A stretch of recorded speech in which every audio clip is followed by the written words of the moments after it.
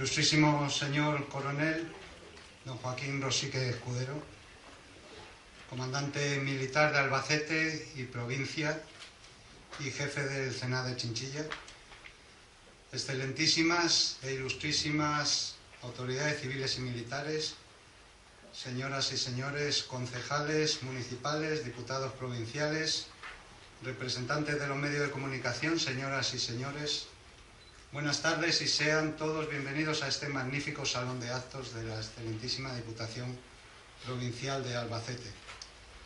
Soy el coronel José Ramón de Cea Velasco, subdelegado de Defensa en la provincia. Y antes de entrar en el tema que nos ha convocado aquí, queremos agradecer muy sinceramente una vez más a la excelentísima Diputación Provincial el poder estar aquí en su magnífico salón y el habernos apoyado con su imprenta y su personal, que una vez ha demostrado su alta profesionalidad y nos ha brindado un magnífico trato. Por todo ello, don Luis Miguel Atienzar, diputado provincial, hoy aquí presente, te ruego también una vez más que haga llegar nuestro agradecimiento por este motivo al ilustrísimo señor presidente de Santiago Cabañero Masip, que hoy no nos ha podido acompañar. Muchas gracias. El pasado día 6 de este mes de noviembre se inauguró, como ya es conocido a la mayoría de ustedes, en el Casino Primitivo de nuestra ciudad, la muestra ofrecida por la Armada Española para conmemorar los 100 años que se cumplen este 2017, concretamente el pasado 15 de septiembre, de la creación de la aviación naval. En ella se ofrece un conjunto de 6 paneles explicativos y 52 imágenes seleccionadas del libro del mismo título, editado en febrero de este año por la Secretaría General Técnica del Ministerio de Defensa. La exposición se puede disfrutar en los salones del mencionado casino hasta el 19 de este mes a mediodía. Con los datos que tenemos actualmente, sabemos que está siendo muy visitada por la ciudadanía de Albacete, lo que hace que nuestro esfuerzo en este empeño de difundir la cultura de defensa, entendida como el conocimiento de lo que representa y suponen las Fuerzas Armadas para esta sociedad en la que estamos inmersos y a la que pertenecemos, esté sobradamente recompensado. Para ello, desde la Subdelegación de Defensa hemos querido traer esta conferencia a Albacete para hablar del pasado, presente y futuro del arma aérea naval. Y para ello contamos con la presencia del teniente de navío don Miguel Ángel Segovia Benítez, que a través de sus palabras, la presentación y las imágenes que nos tiene preparadas, conoceremos cómo ha evolucionado el arma aérea naval en estos años desde su creación y sobre el futuro que se espera de ella. Permítanme que nos situemos ahora en 1910, cuando se crea en Madrid el Servicio de Aviación del Ejército, pasando la responsabilidad de su gestión del arma de artillería, que hasta ese momento había llevado la de los avances en asuntos de aeronáutica, a la de ingenieros.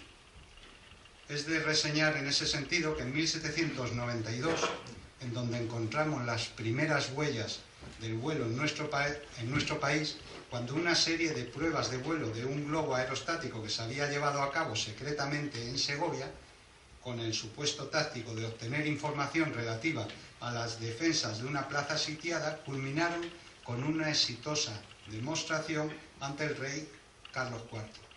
En aquella demostración participó un grupo de cadetes del prestigioso Colegio de Artillería de Segovia, hoy la academia militar activa más antigua del mundo, y de la que como artillero me enorgullezco.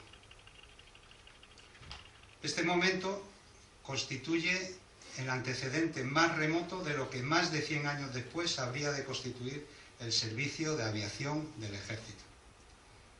Ya siendo el arma de ingenieros la responsable de llevar a cabo los avances en esta disciplina, se designa al coronel Pedro Vives Fitch, considerado con el tiempo como el verdadero padre de la aviación militar española, como el encargado de dirigir el Servicio de Aviación del Ejército mencionado. El primer aparato con que contó la nueva arma fue el dirigible España, construido un año después de que se hubieran inaugurado la primera base aérea de nuestro país en las inmediaciones de Madrid, que recibió el nombre de Cuatro Vientos. Ese mismo año daba comienzo el primer curso de vuelo para una promoción integrada en su totalidad por el Arma de Ingenieros del Ejército. En 1912, en el tercer curso de Cuatro Vientos, aparecieron los dos primeros oficiales de Marina, los alféreces de navío Juan Viniegra Aréjula y Félix Chiriguini Buitrago. Más tarde, en 1913, cuando la aviación militar ya contaba con algunos pilotos, observadores y aparatos, se creó el Servicio de Aeronáutica Militar, dividido en la rama de aeroestación y de aviación propiamente dicha. Es pues en esta aeronáutica militar, nacida en 1913, donde encontramos el germen de la todavía inexistente aviación naval, aeronáutica naval. La aeronáutica militar y la naval, al rebufo de aquella, nacieron con la decidida vocación africanista, gracias a unos adelantados a su tiempo que vieron la necesidad de contar con una aviación embarcada para sofocar a las cabilas rifeñas del norte de África. Así, a finales de 1913, una disposición del Ministerio de la Guerra ordenaba al capitán Alfredo Quindelán Luani la preparación de una escuadrilla de combate formada por 4 aeroplanos para su envío a Ceuta. El 2 de noviembre de 1913 tuvo lugar el primer vuelo de combate en el RIF, por parte de un avión tripulado por una dotación mixta compuesta por el teniente Alonso y el teniente de navío Mateo Sagasta. Vuelo al que al día siguiente siguió otro de observación compuesto por 5 unidades en el que participaron 3 oficiales de la Armada y poco después la primera misión de combate en la que estuvo presente otro marino, el teniente de Infantería de Marina Manuel Ofelan. Pero no fue hasta 1917 cuando la experiencia de lo acontecido durante la Primera Guerra Mundial y los sabotajes y ataques de las cabilas rifeñas en Marruecos movieron al ministro de la Guerra, al ministro de la Marina, a proponer la creación de un servicio aéreo dentro de la Armada. Proyecto que hizo efectivo el rey Alfonso XIII mediante un decreto que creaba la aeronáutica naval y que firmó el 15 de septiembre de 1917, fecha que debe considerarse a todos los efectos como la de la fundación de la actual Arma Aérea de la Armada. A partir de aquí, nuestro conferenciante nos contará el difícil y tortuoso camino que ha tenido que seguir nuestra aviación naval para consolidarse en lo que hoy es y representa en nuestras Fuerzas Armadas. ¿Y quién es el teniente de navío don Miguel Ángel Segovia Benítez? Pues es un oficial madrileño, nacido en noviembre de 1973 en Madrid. Cursó sus estudios primarios y de bachiller en La Salle en Madrid y un año en la Academia Preparatoria Militar de San Fernando, también en Madrid. Ingresó en 1993 a los 19 años de edad en la escala media de oficiales en la Escuela Naval Militar de Marín en Pontevedra, siendo promovido al empleo de alférez de fragata en julio de 1996. Ha completado su formación militar con la realización de diversos cursos en el ámbito militar, entre ellos el curso de oficial de seguridad de vuelo en la Armada Española, el de controlador táctico de aviones en la mar y el curso de seguridad de vuelo de la Escuela de Técnicas Aeronáuticas STAER del Ejército del Aire. En el ámbito no militar ha realizado los siguientes cursos. Curso de gestión de la seguridad operacional en el Colegio Oficial de Pilotos de la Aviación Comercial COPAC. Curso de posgrado universitario en Seguridad Aérea y Seguridad Aeroportuaria por la Universidad Nacional de Educación a Distancia UNED y el de posgrado universitario en Gestión de Empresas Aeronáuticas y Aeroportuarias por la Universidad de San Pablo CEU, siendo su tesis la investigación de accidentes e incidentes aéreos según la legislación española. Podemos decir que su formación es continua tanto en el control aéreo militar como en la investigación de accidentes e incidentes aéreos. Por otra parte, la asistencia anual a congresos y seminarios de la Agencia Estatal de Seguridad Aérea, AESA, y otras organizaciones nacionales e internacionales relacionadas con el control aéreo y la seguridad operacional en la aviación. Es una constante en su actividad profesional. Es miembro, investigador delegado, desde el 2008 de la Comisión de Investigación Técnica de Accidentes e Incidentes de Aeronaves Militares CITAM. Vocal representante de la Armada desde 2010 en la Comisión de Estudio y Análisis de Notificación de Incidentes de Tránsito Aéreo CEANITA. Miembro asociado de ISASI, Sociedad Investigadora Internacional de Seguridad Aérea, participando activamente en sus programas de formación. Y profesor asociado de la Escuela de Dotaciones Aeronavales en asignaturas relacionadas con el control aéreo, seguridad de vuelo e investigación de accidentes aéreos. Entre sus destinos más significativos se encuentran el patrullero de altura P-73 Vigía, con base en la Estación Naval de Puntales, Cádiz, la Inspección de Construcciones Navales de Ferrol, formó parte de la dotación de quilla del buque asalto anfibio L-52, con base en Ferrol, el buque asalto anfibio L-52 Castilla, en Cádiz, en la base naval de Rota, y el grupo aéreo embarcable de la flotilla de aeronaves de la Armada, también en la base naval de Rota, en Cádiz, donde lleva destinado unos 15 años, con una media al año de 120 días en la mar, la mayoría en aguas internacionales y de otros países. Está en posesión de varias felicitaciones y condecoraciones nacionales. Ha participado en numerosas misiones nacionales e internacionales como controlador aéreo a bordo de las unidades de la Armada. Habla 2 idiomas, inglés y francés. Está casado y tiene una hija que está a punto de entrar en la edad del pavo. Tras esta breve semblanza de nuestro conferenciante, no me queda nada más que dar paso a la conferencia pasado, presente y futuro de, como he dicho, Arma Aérea. Mi oficial, la audiencia es tuya. Muchas gracias.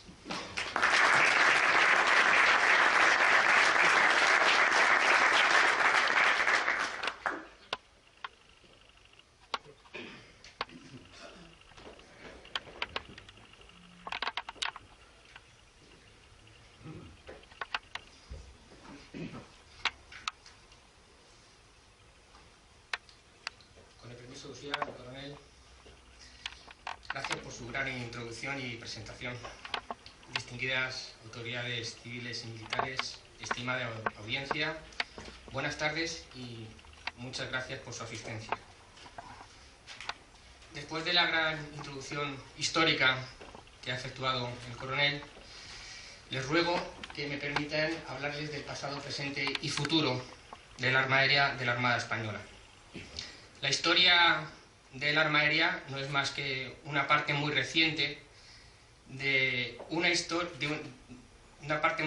la historia de la Armada en sí, y pone de manifiesto una vez más los avances y logros de esta institución, que se deben sobre todo al liderazgo, entusiasmo, dedicación y esfuerzo de numerosos oficiales, suboficiales y marineros que con gran espíritu de servicio supieron superar dificultades y trabajar en equipo para alcanzar unos objetivos que, como verán ustedes, al principio parecían imposibles. Estas personas, estos marinos, vieron en aquella marina de guerra su futuro, lo vieron en el cielo. Antes de entrar en detalle en mi exposición, permítanme que les exponga un vídeo que resume brevemente esta pequeña introducción y lo que vamos a ver a continuación.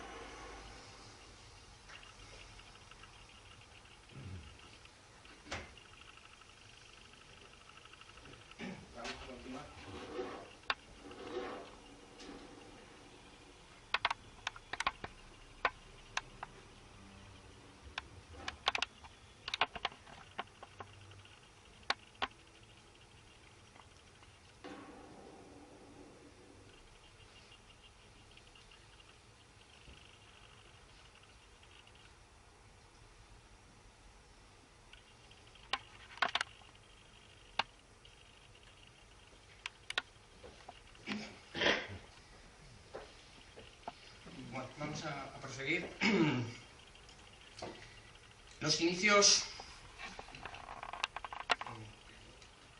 de la aviación naval, aunque ya lo ha comentado el coronel, brevemente les recuerdo que la aviación naval empieza a dar sus primeros pasos, oficialmente, como se ha comentado, en 1912, cuando un grupo de oficiales de la Armada se forman como pilotos y observadores en la Escuela de Cuatro Vientos de Madrid. Sin embargo, su creación definitiva aconteció el 15 de septiembre de 1917 por Real Decreto de Alfonso XIII. En estas fechas debieron de tener bastante importancia, como ustedes pueden suponer, en esta toma de decisiones de crear la aviación naval, pues que en el campo aeronaval se estaban obteniendo las primeras ideas, las primeras doctrinas de lo que ocurría en la Primera Guerra Mundial. Ya se empezaba a hablar del uso de la aviación embarcada y, tal como señalaba el coronel, España no perdía ojo a esas operaciones que se desarrollaban en la Primera Guerra Mundial con objeto de desarrollar operaciones militares en el norte de África. Este Real Decreto de Alfonso XIII estableció 3 ejes de actuación. Por un lado, la creación de una escuela naval en Cartagena, que inicialmente no se pudo hacer, como les explicaré más adelante.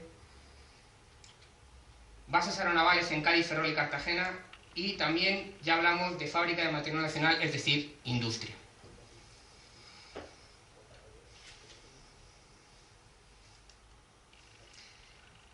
En cuanto llegamos ya a 1918, hay que, como ustedes entenderán, desarrollar este Real Decreto. El Estado Mayor de la Armada deposita la responsabilidad de encabezar esta primera fase de la creación del arma aérea en el capitán de corbeta Pedro Cardona, que es un oficial con mucho renombre en la Armada y de sobrado talento y capacidad de trabajo. Lo consideramos hoy en día como el precursor de la actual arma aérea. La primera decisión que tomó el capitán de corbeta Cardona fue establecer provisionalmente, como les decía anteriormente, esa escuela que va a ser en Barcelona, la Escuela de Aviación Naval en Barcelona, en los terrenos que actualmente tiene el aeropuerto, el Prat, porque había ciertos problemas administrativos en Cartagena, concretamente en San Javier. La idea de la Armada era formar sus futuros pilotos en San Javier. Posteriormente veremos que lo consiguen. Pero inicialmente, como les decía, hay problemas administrativos y se decide optar por Barcelona. Aparte, además, se comenzaron a desarrollar los aeródromos y bases de aeroestación en Mahón, Menorca, en Marín, Pontevedra y en Mar Chica, Melilla.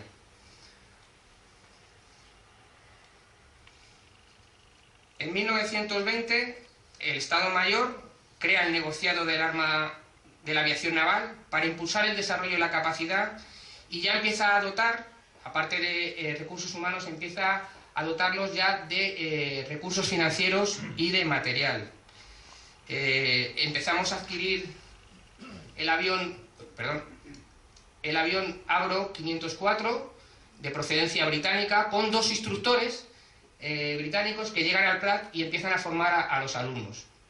Posteriormente conseguimos 2 aviones Martinsyde, también británicos, pero estos aviones, como ustedes pueden observar, no tienen capacidad naval. La Armada necesitaba una aeronave que pudiese operar en el mar, y entonces se adquieren desde Italia 2 Machi 18, que son hidroaviones. Pero faltaba algo. Así, en 1921, España recibe, por compensación de las pérdidas en la Primera Guerra Mundial, recibe un buque alemán, el vapor Neufels, que lo renombra como el España número 6. Finalmente, el España número 6 sufre una modernización y acaba siendo nuestro primer Dédalo, que, como pueden ustedes ver, realmente es una estación transportable de aeronáutica, no es en sí un portaaviones como hoy en día lo entendemos. Este buque tenía capacidad para transportar 20 hidros y dirigibles y globos cautivos para observación. ¿Cómo operaba? Pues con unas grúas se bajaban los aviones al agua, despegaban, y una vez que tomaban, pues luego se volvían otra vez a subir con un pescante o grúa, para que ustedes lo entiendan.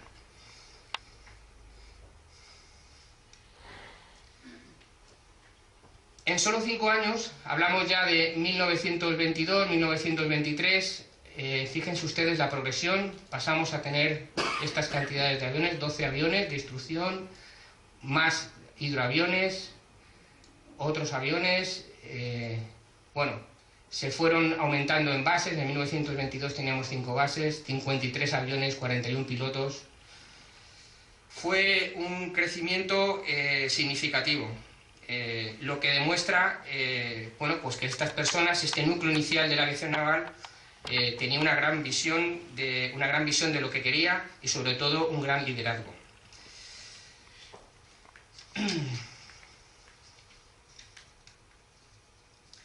Como también ha comentado el coronel, nuestras primeras acciones se desarrollaron en la campaña de Marruecos, y así en 1922 el Dédalo desplegó en la costa de África y desarrolló numerosas operaciones, llegando a contabilizar un total de unos 125 vuelos de combate por piloto. Durante 1923 y 1924 se estuvo operando igualmente y se estuvo, podríamos decir, potenciando los procedimientos de operar en el barco con las aeronaves, de manera que fueran más efectivos y más rápidos. Y ya finalmente en 1925, como ustedes conocerán, se desarrolló las operaciones del desembarco de Alhucemas, considerándose el primer desembarco aeronaval de la historia, puesto que el Dédalo, con sus hidroaviones, desarrollaron una potente ofensiva en el desembarco, bombardeando posiciones enemigas y ayudando mucho a las posiciones terrestres. Hoy en día, pues, es un hito remarcable, evidentemente. Bien, ya hablamos de un periodo de consolidación, hablamos ya de los años 1926 a 1935-36, y les comentaré en estos años los hitos más importantes. Después de la Guerra de África, en el 26, se produce una nueva reorganización, ya por fin se traslada esa escuela que les decía que estaba en el Prat, se traslada finalmente a San Javier, a lo que hoy en día es la Academia General del Aire. Se consolida la fabricación de aeronaves, los Dornier Ball, como saben, este es el Plus Ultra, y también en su tripulación participó un marino, el teniente navío Durán. Ya se habla de la fábrica Casa, y bueno, muchos de estos hidros se fabricaron en la estación naval de Puntales. Y luego otro hito muy significativo y pionero fue la primera vez que un autogiro, o una aeronave de ala rotatoria tomaba en un buque que fue nuestro Dédalo, y fue el autogiro La Cierva en 1934, probándose que tanto podía tomar como despegar. Esto abrió la puerta no solamente a la Armada Española, sino que mucha prensa internacional estaba pendiente de este acontecimiento y, bueno, evidentemente otras armadas pues, estaban interesados en este proyecto. Bien, llegamos al periodo de nuestra guerra civil y tanto la aviación militar que señalaba el coronel como la aeronáutica naval se pierden como tal para generar un nuevo ejército. En 1939, como ustedes saben, nace el Ejército del Aire y nace del material, del personal y de las bases aéreas que tenía la aviación militar y la Armada. Con lo cual, prácticamente nos quedamos sin nada. De hecho, nos quedamos con un triste avión que se llamaba la aviación de cooperación, que este era un avión, un Heinkel 114, hidroavión, que operaba, como ven, desde una estación que se llevaba en el crucero Miguel de Cervantes. El avión pertenecía, como ven, ya lleva la cruz de... Bueno, no se aprecia mucho la foto de la cruz de San Andrés, ya pertenecía, todo lo que volaba pertenecía al Ejército del Aire. Por lo tanto, hay un vacío de años en la aeronáutica naval, en los que pasa la Segunda Guerra Mundial y nosotros, evidentemente, aunque miramos con añoranza a esas armadas, pues no avanzamos nada.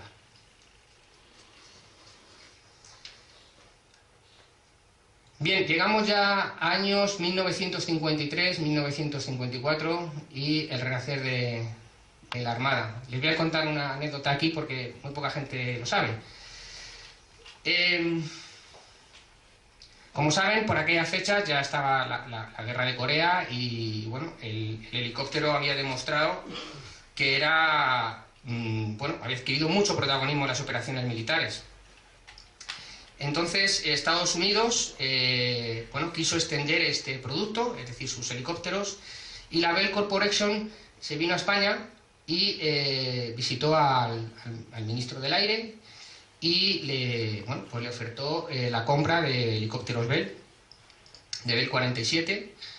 Bueno, en aquellos años ya estaba, como bien saben, también el acuerdo de cooperación militar entre Estados Unidos. El Ejército del Aire también estaba pues llevando a cabo su renovación de su material, porque tenía todavía material excedente de la guerra civil, y ya ellos miraban, evidentemente, el Ejército del Aire, pues había esa reacción que veían que los americanos le podían proporcionar. Entonces el ministro del Aire le dijo a estos señores de la Bell que, bueno, que lamentaba mucho no poder atender su compra, o que, bueno, que veía que era interesante el helicóptero, pero que ellos no estaban interesados ahora mismo en ese producto porque no podían abarcar todo. Pero viendo las caras de estas personas que salieron un poco abatidas después del viaje a España, imagínense ustedes en aquella fecha, intentar vender un producto y que no salga bien la compra, pues el ministro del Aire le dijo, bueno, ¿por qué no van ustedes y se van a ver al ministro de Marina? A lo mejor. Y bueno, entonces estos señores se fueron al Ministerio de Marina y fueron a ver al almirante. El almirante se quedó muy sorprendido, pero él ya vio claramente el potencial que tenía en el helicóptero y bueno, que evidentemente nosotros, la Armada, siempre miraba en otras marinas lo que quería y lo que deseaba. Y vio una oportunidad muy grande cuando les dijo el almirante, bueno, pero ustedes, ¿cómo han venido aquí? Porque no, es que nos han mandado del Ejército del Aire. Entonces el almirante dijo, pues entonces tenemos el beneplácito del Ejército del Aire. Entonces podemos crear una aviación. No perdimos la oportunidad, así que compramos 3 helicópteros. Estos helicópteros llegaron a Vigo en 1954 y se basaron en la Escuela Naval de Marín. Paralelamente, mejor dicho, no paralelamente, antes de la llegada de esos helicópteros, mandamos a la escuela de la Bell Corporation a Estados Unidos un primer contingente de pilotos que habían sido observadores de ese avión que quedaba remanente de la aviación de corporación que yo les enseñaba antes, ese Heinkel 114, habían sido observadores en ese avión, pero no eran pilotos, entonces había que formarlos como pilotos. Fueron allí un grupo de pilotos y, bueno, para formarse, perdón, de marinos, para formarse como pilotos y mecánicos. Y bueno, una vez que se formaron, vinieron con su título y empezaron a operar desde pues, un terreno aquí en la Escuela Naval Militar. Ya en 1955, pues la Armada, siguiendo con esa visión de futuro, dice, bueno, muy bien, ya tenemos helicópteros, pero nuestra proyección es en el mar. Y entonces construyen una plataforma de madera en el remolcador de Rada 19, que tienen ustedes aquí, y empezamos a, primero fondeado, porque teníamos un poco de miedo, a operar con el helicóptero. Y luego ya navegando por la ría, y ya luego pues salimos a alta mar. Y vimos que aquello funcionaba. Así que nos animamos. A todo esto, pues bueno, ya se empezó a generar una doctrina. Este primer grupo de personas pues generó en sí también en Marín la escuela, la primera escuela de pilotos con estos helicópteros, y empezamos a comprar más. Bueno, pasamos al siguiente episodio histórico. No me voy mucho de fecha, estamos hablando de años 56, entre 56 y 60 vamos a hablar ahora. Y el famoso convenio de cooperación entre España y Estados Unidos seguía avanzando, como ustedes saben. Y un ritmo bastante acelerado. El ejército del aire por un lado, con sus reactores, y nosotros pues adquiriendo material americano, sobre todo adquiriendo doctrina aeronaval que desconocíamos. Estados Unidos vio en España una posición estratégica. Creo que ustedes lo entienden perfectamente. Es que controlamos prácticamente 3 mares: el mar Cantábrico, su salida hacia el mar del Norte, controlamos el océano Atlántico y el Mediterráneo. Así que en ese tratado, en ese convenio, pues Estados Unidos quería instalar bases. Y una de las bases que quería fue en Cádiz, precisamente por el control del océano Atlántico y del estrecho. Y se fijó en la ciudad de Rota. Así que en 1954-55 comenzaron en la base naval de Rota los trabajos para crear una base conjunta americana y española. Además, una gran preocupación que tenía en esta época los Estados Unidos eran los submarinos soviéticos. Y veía en España un aliado, así que empezó a dotarnos de material de lucha antisubmarina.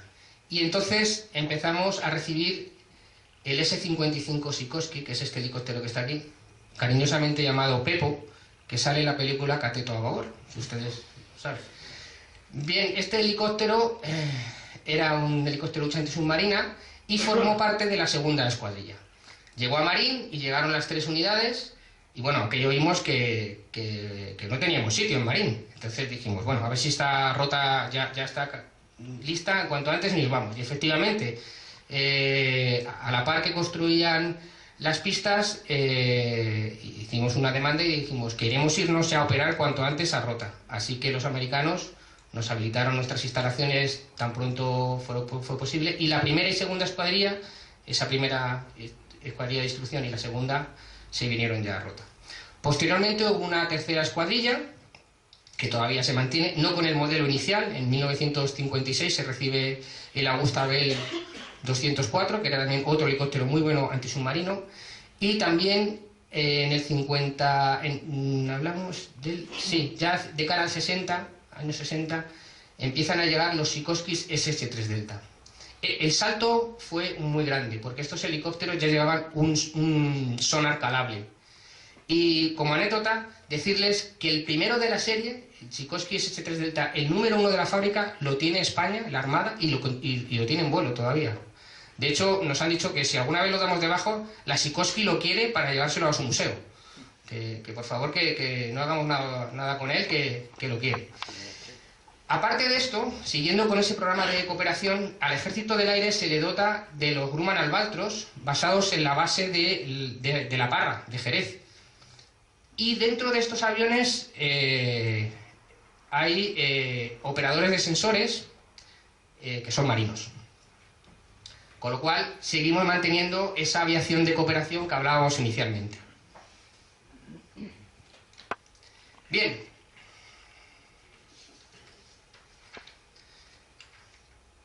como ustedes podrán suponer, nos faltaba algo.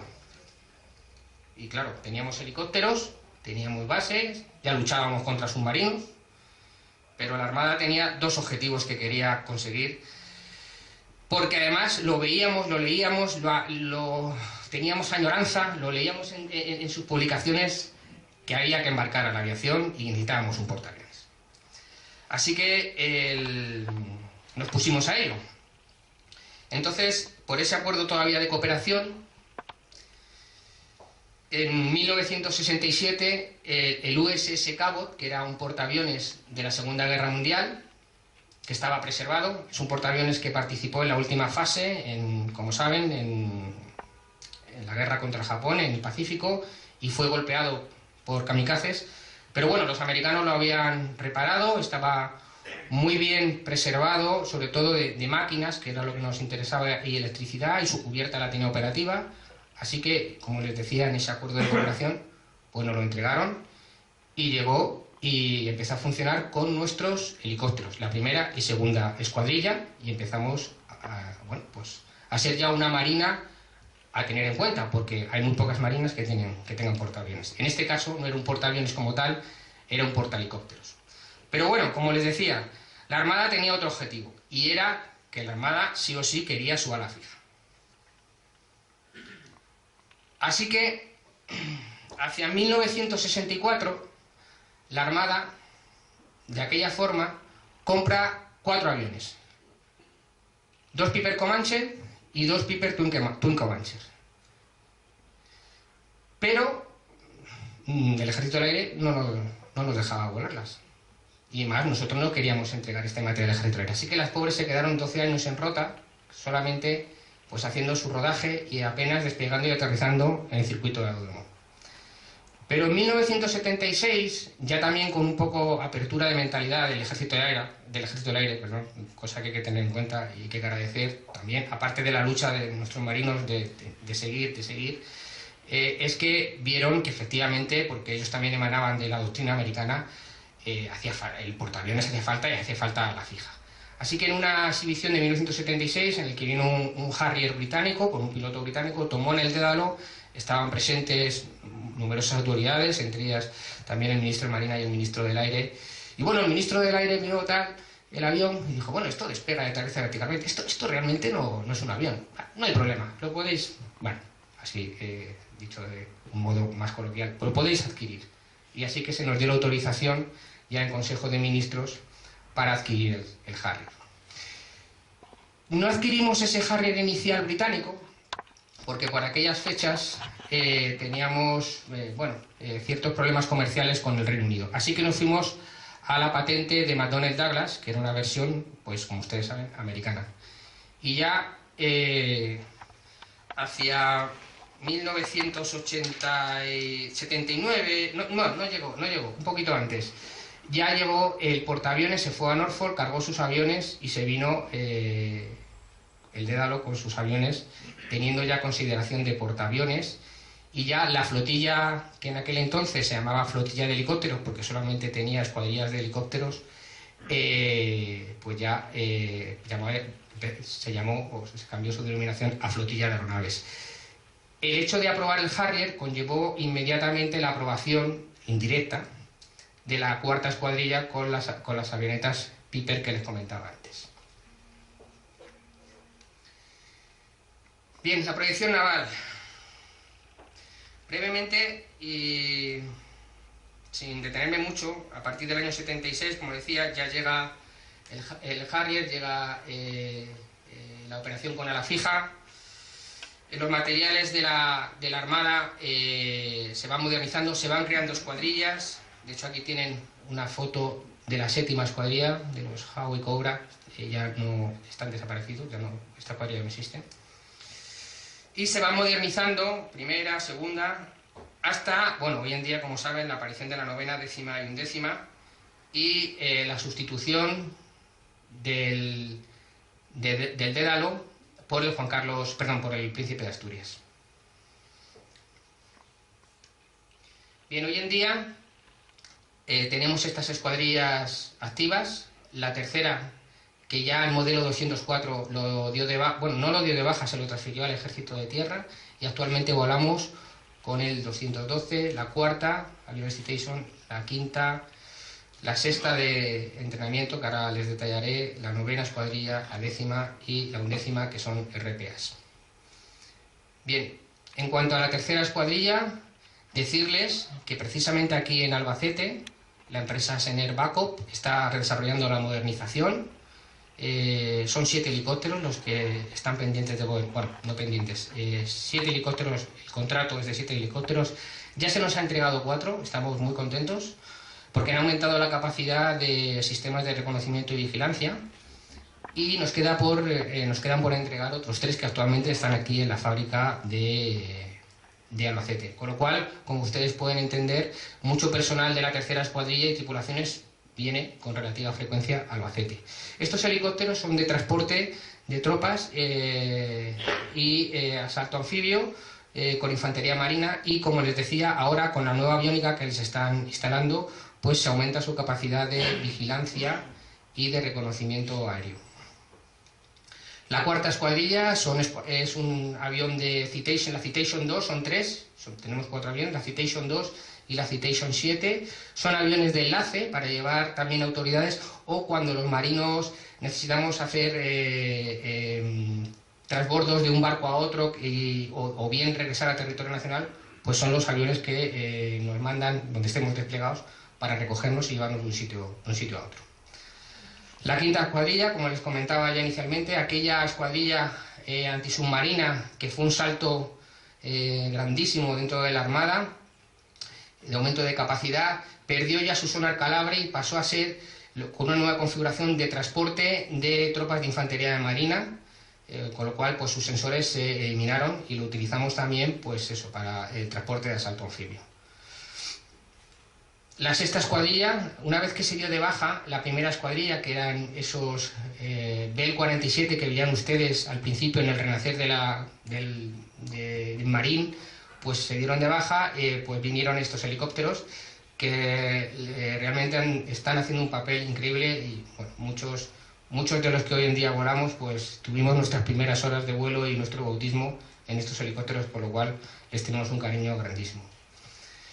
La novena escuadrilla, bien, la novena procedía de aquella octava escuadrilla que se creó con la llegada del Harrier.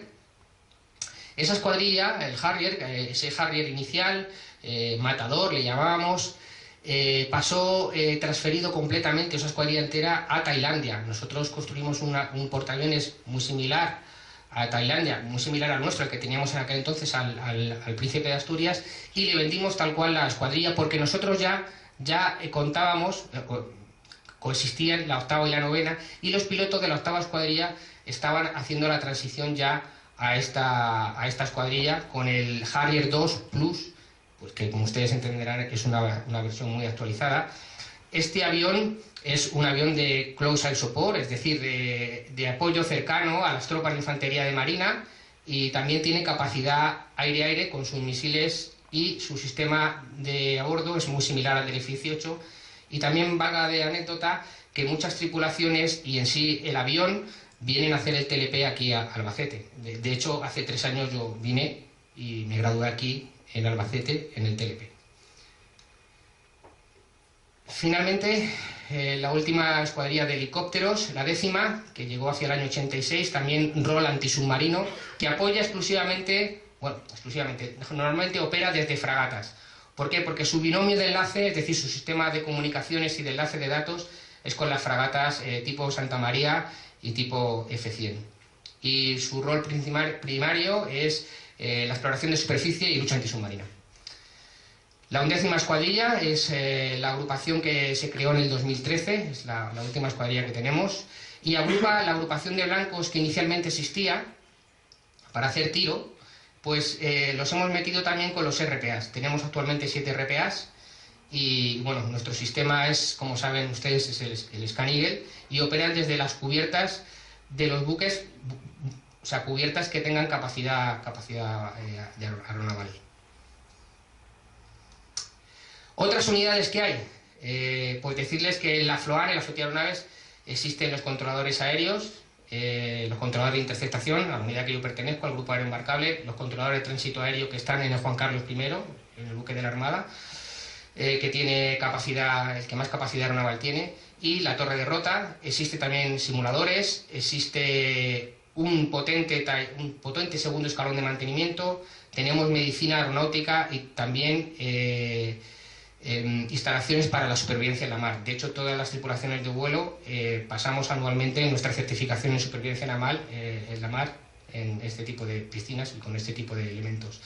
Finalmente, si ustedes recordaban, les comentaba antes que aquella armada de cooperación también había en la lucha antisubmarina esos Grumman Albatros que estaban en La Parra, en Jerez. Bueno, esos aviones evolucionaron al final y actualmente el Ejército del Aire cuenta con el P-3 Orión, que ya no está en La Parra. Como saben, La Parra ahora es en sí el aeropuerto de Jerez. Estos aviones están en Morón de la Frontera y aquí sigue habiendo oficiales de la Armada en estos aviones, como taconavegantes. Participación en operaciones. Bueno, pues ustedes, como entenderán, hemos estado en muchos sitios. Nuestra historia, pues, aunque es corta, ha sido bastante intensa. 100 años dan para mucho. Así que hemos estado en Alpha Charlie, que como ustedes sabrán es la operación del huracán Mitch, la española también en Haití y en muchas otras. El Ingrid Hidalgo en el Líbano. Y bueno, ahora recientemente, a lo mejor que más les suene a ustedes, pues Atalanta y Operación Sofía, sobre todo contra la inmigración y piratería. Bien, retos del futuro, ¿qué nos queda? Pues bueno, la Armada necesita renovarse. Todavía tenemos, como ustedes han podido observar a lo largo de mi exposición, material ciertamente antiguo. Es verdad que es seguro y que está muy bien mantenido, pero bueno, la obsolescencia nos llega a todos. Así que lo que buscamos es un helicóptero navalizado que permita plegar las palas, es decir, el rotor, ¿vale?, para meternos en nuestros hangares y que la célula aguante la salinidad. ¿Qué pasa? Son requisitos que no requieren otros ejércitos. Entonces la decisión de adquirir una plataforma de este tipo nos está siendo complicada. Estamos intentando mirar el helicóptero de Eurocopter, el NH-90, a ver si nos vale. Pero inicialmente hemos comprado 2 SH-60 Foxtrot y compraremos otros 2 más en sustitución ya de aquellos helicópteros de la 5ª Escuadrilla que están ya pues al final de su vida útil. Luego estamos también con la adquisición de más drones, RPAs. Como les decía, nuestra prioridad aparte es mantener la 10ª Escuadrilla. Y finalmente, aunque el Harrier tiene una vida útil hasta el 2020, pues estamos mirando ya un sustituto generacional. Hoy en día en el mercado el único avión que puede sustituir al Harrier es el F-35 Joint Strike Fighter en su versión Bravo. El Ejército del Aire está mirando también la versión Alfa. Sería deseable que si al final se suma o actuamos con sinergia, pudiésemos conseguir que esta plataforma viniese a sustituir a F-18 del Ejército del Aire, en su versión, como les digo, F-35 Alfa, y nosotros quedarnos con el Bravo, porque el Bravo es el que rota las turbinas, el que gira las turbinas para poder aterrizar verticalmente, porque este avión podría operar en nuestro Juan Carlos I. De hecho, los ascensores y estivas están preparadas para el Juan Carlos I con este avión. Bien, llegados aquí, quisiera hablarles de nuestro personal, del pasado, presente y futuro, y evidentemente tenemos que recordar que todo lo alcanzado se debe al esfuerzo y dedicación de nuestro personal, que como les he contado, se remonta a unos pocos valientes que en la lejana década de los años 20 decidieron desafiar las dificultades y la carencia de medios para impulsar un sueño, el de disponer de aviación naval. En esta breve exposición, como ustedes entenderán, no he podido plasmar muchas aventuras y recuerdos y gestas porque tampoco es el propósito. Esta conferencia, permítanme, debe servir también como recuerdo emocionado para que aquellos que durante 100 años de historia de la aviación naval han dado su vida en el arma aérea, y a España, por supuesto, y también, pues, permítanme festejar con ustedes la celebración de nuestro centenario y, por supuesto, todo el personal que ha estado interviniendo, pues desde aquí quiero trasladar mi más sincero respeto y agradecimiento. Para finalizar ya, y no cargarles mucho, dadas las horas que son, permítanme mostrarle un breve vídeo en el que pretendo integrar todo esto que hemos visto, estas últimas aeronaves de la flotilla, con el resto de unidades de la flota.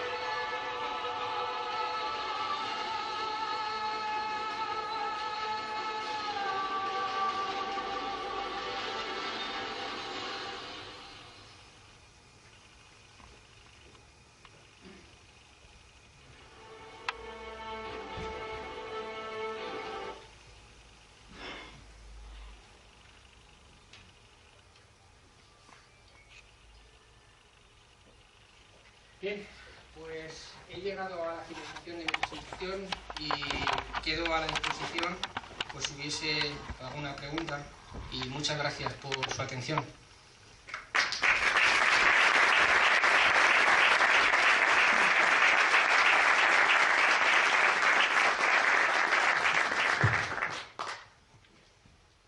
Sí, por favor. Bueno, ha hablado del futuro más o menos cercano de tipo de aviación que va a haber en la Marina. Mirando un futuro más a largo plazo, ¿qué tipo de aeronaves cree que puede ser lo que se va a ver en el futuro? ¿Algo no tripulado o algo concepto de nave nodriza con muchas aeronaves pequeñitas? Bueno, la tendencia evidentemente va a aeronaves no tripuladas y con tecnología stealth y con capacidad de hacer muchas misiones. Pero es verdad que todavía los ejércitos, la Armada, somos un poco reticentes a quitar a ese piloto. Aunque el factor humano conduce a veces a errores, pero tener una persona que controla realmente un sistema de armas y no dejarlo solo al automatismo de las máquinas, a veces todavía tecnológicamente tiene sus problemas. Yo no tengo evidentemente la bola de cristal, le puedo contar los planes que tiene la División de Logística del Estado Mayor de la Armada sobre el futuro que estamos diciendo, como les decía, 2024, 2025. Pero me da que las aeronaves van a tender a eso, a ir cada vez menos tripuladas y con más tecnología stealth. Gracias. Quiero preguntarte, una de esas escuadrillas es de vehículos no tripulados. Efectivamente, ¿Qué requerimientos tenéis vosotros en cuanto a alcance? Porque me imagino que serán para reconocimiento. Con su permiso, mi coronel. Efectivamente, es reconocimiento de vigilancia, el software ahora mismo no está configurado para otra cosa. Pues es un dato,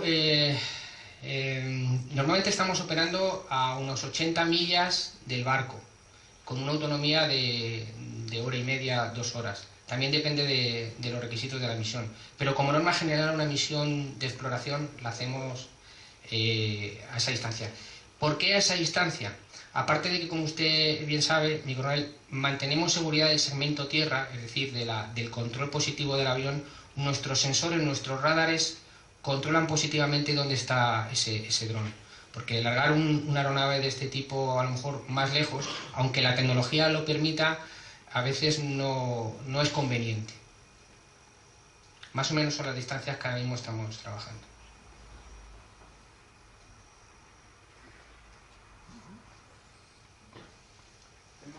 Hemos oído tu currículum y que está muy relacionado con tu especialidad en las investigaciones de accidentes e incidentes aéreos. ¿Nos puedes hablar de dónde está la mayor dificultad o dónde se produce o puede haber un mayor accidente o una posibilidad mayor de tener un accidente? ¿En la toma en una fragata? ¿En la toma en el portaaviones? ¿En qué momento de la toma? ¿O en el despegue? Bien, esto es común para toda la aviación en general. El aterrizaje es la maniobra más peligrosa, porque viene a ser una colisión deseablemente controlada contra el terreno. A veces en el aeropuerto o en las bases aéreas, o en una plancha de 160 metros, como puede ser en nuestro Juan Carlos I. Efectivamente, requiere una destreza, una atención, que el despegue es simplemente configurar el avión, darle potencia y prácticamente, si todo va bien, te santiguas y te vas al aire. El vuelo ya pues depende de los requisitos de la misión, y si es una misión normal, pues no requiere no reviste mayor problema. Pero el aterrizaje, pues aparte entran muchos factores, factor condicionante, como bien sabe, del tráfico del control de aéreo, que puede estar congestionado, de la meteorología, de las habilidades del piloto, si es un piloto menos experto, qué tipo de toma, estamos hablando tomas diurnas, nocturnas, con gafas de visión nocturna. La toma siempre es eso, una colisión, y a veces pues no se hace todo lo controlada que se desea y bueno, pues se sufren percances, claro. En ese momento de la toma, ¿se requiere una velocidad de navegación adecuada? Sí. Vamos a ver, hablamos en términos aeronavales y hablamos una toma en un buque. El buque tiene que aprobarse al viento, es decir, el viento le tiene que entrar de cara para generar más sustentación a la aeronave. Y luego hay ciertos límites de vientos que no se pueden operar.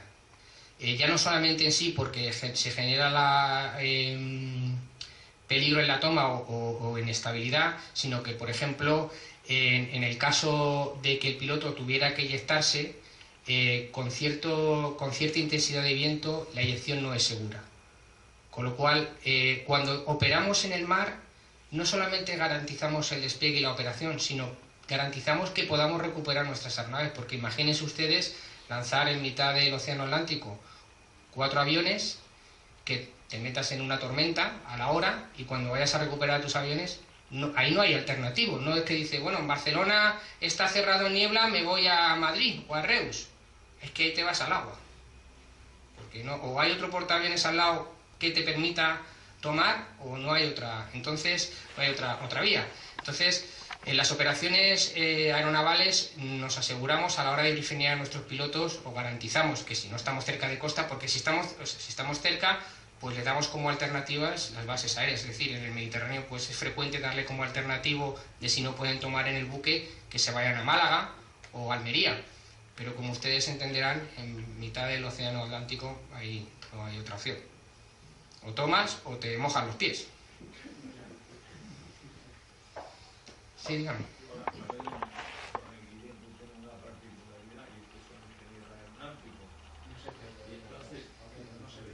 Perdón.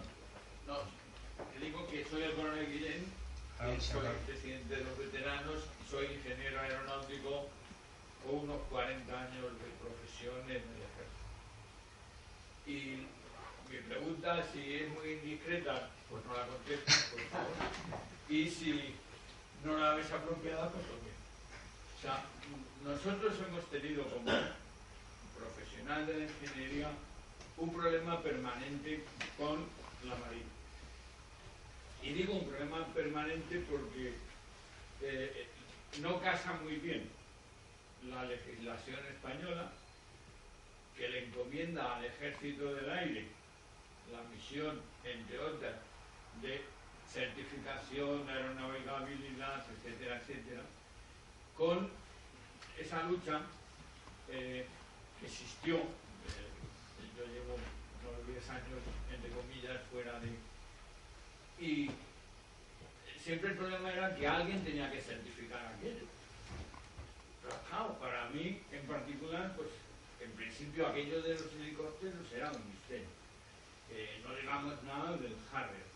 Y bueno, nunca entendí que un avión ni una flota estatal y militar tuviera que ser certificada, ni admitía la certificación por parte de una estructura civil que en principio no tenía mucho que ver con la matrícula estatal militar de esas aeronaves. Entonces no sé si este problema a día de hoy se ha resuelto o seguimos como siempre tapándonos los ojos. Muchas gracias, mi coronel. No, gracias a Dios, bueno, pues hoy en día gozamos de muy buena salud entre los ejércitos, gracias a Dios. Y hay una conexión buenísima, tanto con el Ejército de Tierra como con nuestros compañeros del Ejército del Aire. Muy buena con el Ejército del Aire, a mí por la rama que me coge, evidentemente, como por la aeronáutica. La certificación de aeronaves es potestad del Ejército del Aire porque el Ejército del Aire tiene la soberanía todavía en las Fuerzas Armadas de que todo el material de vuelo pase, entre comillas, por sus manos. Otra cosa luego es la operación y para qué se proyecta esa aeronave. Es decir, el Ejército del Aire tiene su misión, soberanía del espacio aéreo, pero deben de ver ustedes, que es lo que quizá no les he debido transmitir bien, que cuando la Armada quiere esa aviación de ala fija, esa insistencia, no es para comerle terreno al Ejército del Aire. No, nosotros estamos mirando mucho más allá, es proyección, donde el Ejército del Aire no va a estar. Es decir, en mitad del Atlántico o en unas islas, o como les decía ahí, en Somalia, no va a estar el Ejército del Aire. Entonces, ahí necesitamos a nuestros buques con sus aeronaves. ¿Por qué? Porque las aeronaves nos van a proporcionar ver más allá y combatir más allá en el caso necesario. Nada que ver con lo que el Ejército del Aire realiza. Entonces, evidentemente, se entendió así y existe muy buena, una muy buena política de entendimiento, o sea, un trabajo conjunto. Y en cuanto a la certificación de aeronaves, pasa por ingenieros del Ejército del Aire, que no tienen ningún problema en certificar nuestras aeronaves.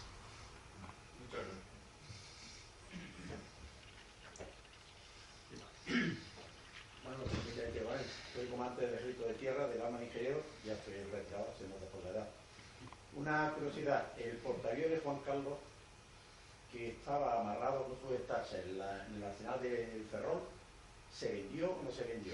Vamos a ver. Si se canibalizó parte de sus piezas, aunque no era común porque nada más que teníamos uno. Le cuento. Permítame que le corrija, el que estaba amarrado no era Juan Carlos I, era el príncipe de Asturias, el pobre príncipe de Asturias. También queridísimo por mí porque he navegado mucho en ese buque, como entenderán.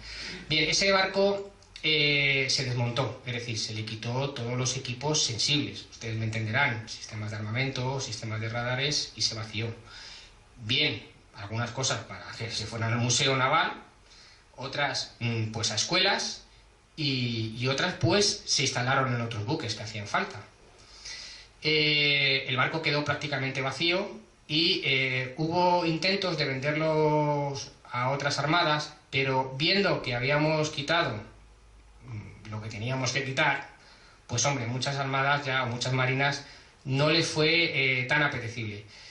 El barco navegó a Turquía a la chatarrería, y esa fue su última navegación con remolcadores, y se fue a un desguace, y actualmente pues estarán quitándole los hierros al pobre príncipe de Asturias.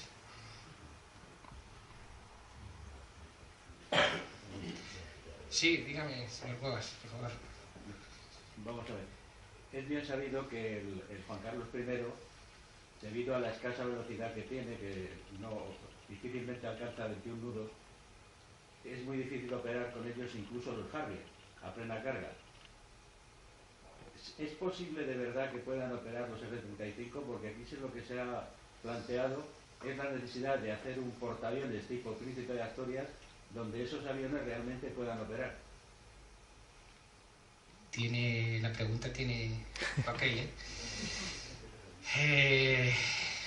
Bien, vamos a ver. Vamos a partir de lo que necesitamos, ¿vale? Porque no hay que perder un poco el concepto. Un portaaviones es muy caro, carísimo. Nosotros tenemos un buque de proyección estratégica, que es un buque que tiene capacidad aeronaval, una capacidad aeronaval muy grande para aviones Harrier, para su futura generación de cambio, que sería el F-35, y helicópteros. Pero también es un buque de Estado Mayor, es un buque para para personal militar del Ejército de Tierra, para llevar tropa, para hacer operaciones anfibias porque tiene un dique inundable. O sea, entonces llegar al compromiso de conseguir un buque de esas características era algo muy complicado. Es verdad que no tiene las características de nuestro queridísimo Príncipe de Asturias. Y es verdad que está un poquillo limitado en cuanto a generar ese viento en cubierta que necesitan muchos aviones para despegar. Pero tenemos que trabajar con ello. ¿Y qué se hace? Pues bueno, lo que intentamos hacer es que a costa un poco del combustible, es decir, no cargamos los aviones con tanto combustible para la toma, con lo cual son más ligeros, despegan, se irían a un avión cisterna, cargarían su combustible a niveles operativos, harían su misión y ya una vez en pesos volverían otra vez a la cubierta. El procedimiento, yo creo, no equivocarme, con el F-35 sería similar. No sé si he contestado a su pregunta. Ya, pero ten en cuenta que en donde el avión cisterna del Ejército del Aire, que es el único que los tiene, bueno, los tenía y supuestamente los va a volver a tener, no están en el Atlántico, no podrán llegar allí. Bien, pero no debe de olvidar, y usted sabe mucho de la Armada y de la Marina, que nosotros funcionamos con agrupaciones. Y en nuestras agrupaciones solemos llevar, porque no es el primer caso, un portaaviones americano, ¿vale? Los portaaviones americanos llevan aviones cisterna y los aviones cisternas son compatibles con nuestro Harrier. Entre otras cosas porque los americanos también tienen nuestro Harrier. Así que creo que se puede solucionar el problema de momento.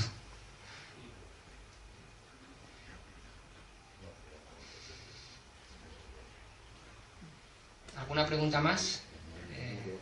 Supongo que a lo mejor quieren irse a cenar. Yo estoy encantado aquí.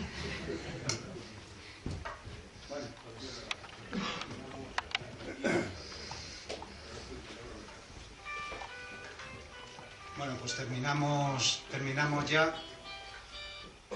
agradeciendo al teniente de navío pues esta, yo creo que magnífica exposición, sobre todo porque nos ha permitido el conocer algo, me incluyo yo, que desconocíamos, una rama de nuestra marina que sí sabíamos que existía, pero no la conocíamos con el detalle que nos ha presentado. Y sobre todo pues con las respuestas que ha dado, algunas de ellas complicadas. Yo hubiese dicho siguiente pregunta, por favor, porque tiene mérito el haber contestado a dos de ellas de la manera que lo has hecho, además con profesionalidad, o sea, dando datos y mojándote, que es lo que realmente se espera de un conferenciante, ¿no? Entonces, en ese sentido, pues, en nombre de todo el auditorio, pues te damos las gracias.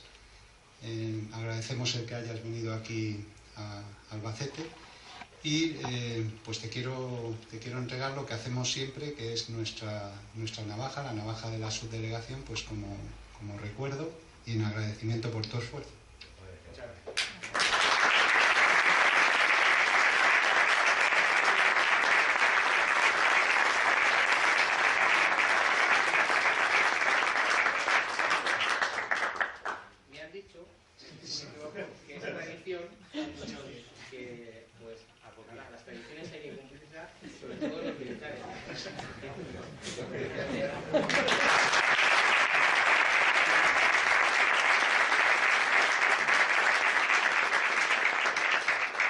Permítanme aprovechar 30 segundos más. Gracias por la invitación a ustedes y gracias al trato que me ha dado la delegación que se manda. Y desde la FLOAN, mi comandante jefe me manda un mensaje. Muchísimas gracias.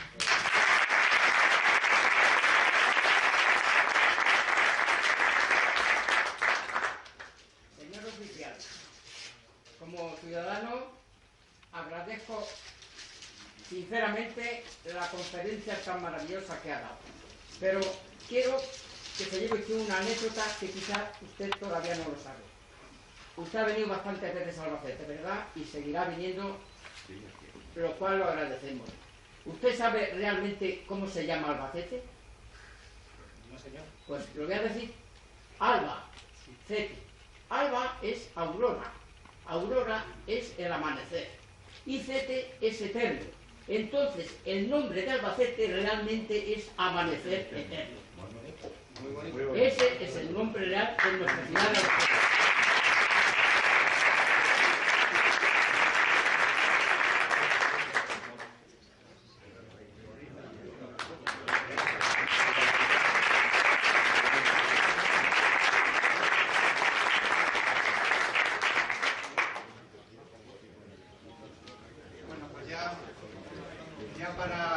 Para terminar, lo único, agradecerles su asistencia, como siempre hacemos, y emplazarles a la siguiente conferencia, que todavía no sabemos sobre qué va a tratar, pero que será en torno a abril, final de abril, principio de mayo.